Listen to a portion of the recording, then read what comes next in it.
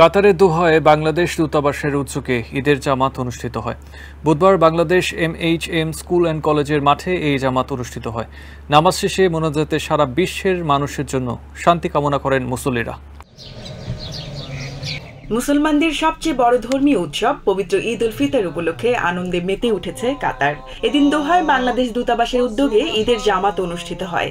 Bangladesh MHM school and কলেজের মাঠে আবু হামরে দোহায় এই জামাতে অংশ নেন কাতার প্রবাসীরা। জামাতে অংশ নেন কাতারে বাংলাদেশের রাষ্ট্রদূত মোহাম্মদ নজরুল ইসলামও।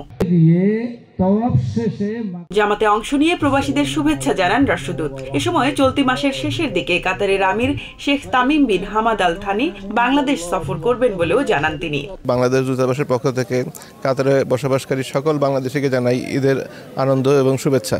আমাদের বাংলাদেশ কমিউনিটি এই কাতারে যেভাবে সৌহার্দ্য, প্রীতি এবং সম্প্রীতির মধ্যে বসবাস করে আসছি, আগামীতে এই সৌহার্দ্য, প্রীতি এবং সম্প্রীতির যে সম্পর্ক সেটা আরও জোরদার হবে।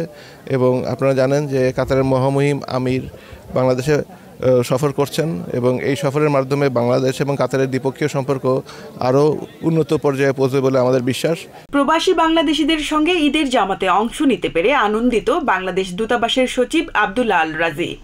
কাতারে অবস্থিত সকল প্রবাসী বাংলাদেশিদেরকে প্রথমেই জানাচ্ছি ঈদের শুভেচ্ছা এবং এটা আমাদের জন্য একটা ভাগ্যের বিষয় যে আমরা আজকে এখানে ঈদের জামাতে প্রায় 2-3 হাজার প্রবাসীর সাথে একসাথে জামাত আদায় করতে পেরেছি এবং আমাদের ঈদের সুখ সবার মাঝে ভাগ করে নিতে পেরেছি। জামাতে অংশ নিয়ে উচ্ছ্বসিত প্রবাসীরা। এই জমায়েত যেন এক টুকরো বাংলাদেশ তাদের কাছে।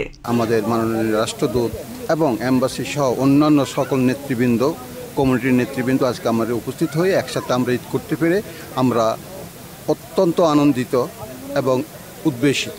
30 দিন সিয়াম শেষ করে ঈদের নামাজ পড়লাম, সবাই বাংলাদেশি মানুষ একসাথে আনন্দ কোলাকুলি করলাম, আনন্দ উপভোগ করলাম। বাংলাদেশের স্কুলে নামাজ পড়ে সকল বাংলাদেশের সাথে মনে হচ্ছে যে কাতারের বুকে এক টুকরা বাংলাদেশ।